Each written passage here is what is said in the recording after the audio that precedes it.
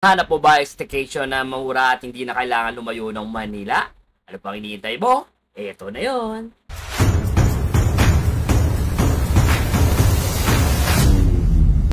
At ayun na nga, at malapit na nga dumating ang summer at marami sa inyo ang naghahanap ng pwede pag-staycationan na malapit lamang dito sa Manila. At isa nga itong Shore Resident Mall of Asia sa mga mai-recommend natin na mura na at quality pa. Itong Shore Resident MOA Complex Seaside Boulevard ay malapit lamang sa Mall of Asia. Walking distance lang siya. And malapit din siya sa NAIA, Okada, PICC, Star City at Ocean Park. Sa murang halaga, 2,000 up to 2,500, makaka-accommodate ka na ng staycation dito. At ayun nga, pagpasok mo dito, bubungad sa inyo napakaganda at napakaliwalas nilang lobby dito sa Shore Residence. Guys, tara, punta tayo dito. So, dito yung nirenta natin na staycation. Dito tayo sa 6103. Tara, kita nyo yan, ang ganda ng hallway. So, ito yung room. Punta natin 6103. So, tara, punta natin. Dali. See, kita nyo naman yan, no? Pagpasok ko pa lang dito. Ito bubungad sa inyo. Yan, no?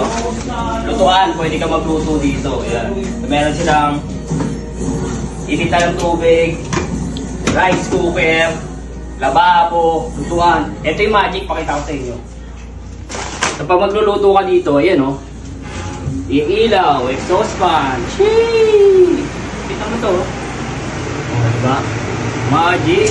Tapos meron din tayo dito mga kaserola. Ayan. Tapos dito naman sa kabila, CR natin. Ayan o. Ano yung CR o?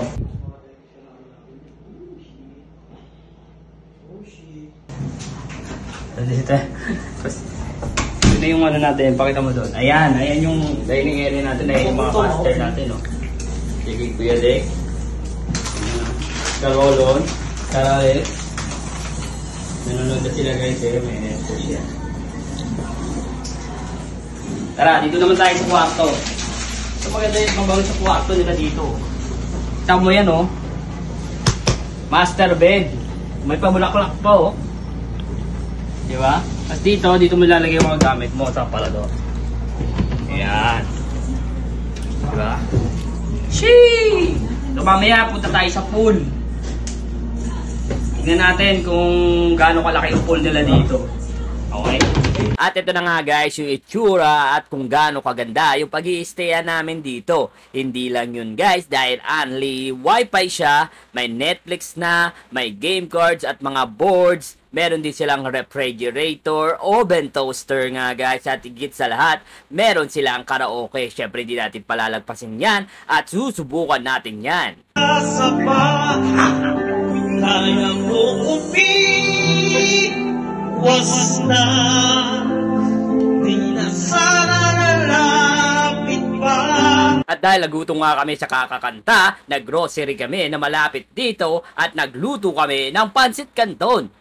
Sarap. At ayun na nga, pagtapos namin kumain, pinuntahan namin yung mga iba't ibang klase ng amenities nila dito. Una na sa listahan ng kanilang gym dito. Kung mahilig ka mag-gym, pwede ka mag-gym dito sa kanilang gym area. Meron din sila ditong kids area na pwede paliguan ng mga kids at playground na pwede nilang paglaruan. At kung mahilig ka naman sa sports, meron sila ditong soccer field na pwede mong paglaruan basta magdala ka lang ng sarili mong bola. Ano yun? Ang galing ko, di ba? At hindi lang yun, meron din sila ditong volleyball court na kung saan pwede ka maglaro ng volleyball. So ano pa hinihintay mo? Magdala ka na ng sarili mong bola. Go! At syempre, ang isa sa pinaka-highlights kung bakit ka nag-staycation ang kanilang pool area. So syempre, hindi natin palalagpasin yan at susubukan natin maligo dito sa kanilang pool na kung saan napakaganda na kahit sa ang sulok ay meron silang pool area. Ayun o, Don Dexter. Mababaw lang yung pool nila dito guys. In case of emergency para sa mga kid kapag may nalunod, meron tayong ditong salbabida sa gilid.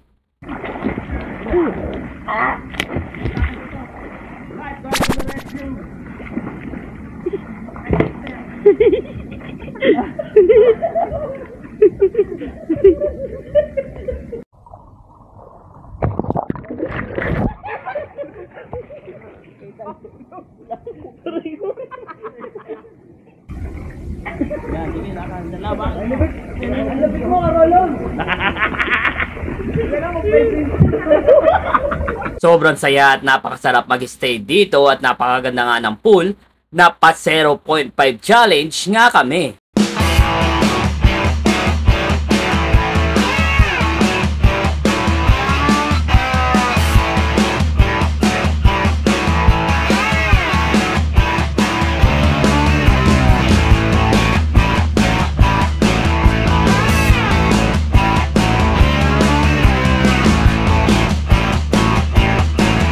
Papabook na yan!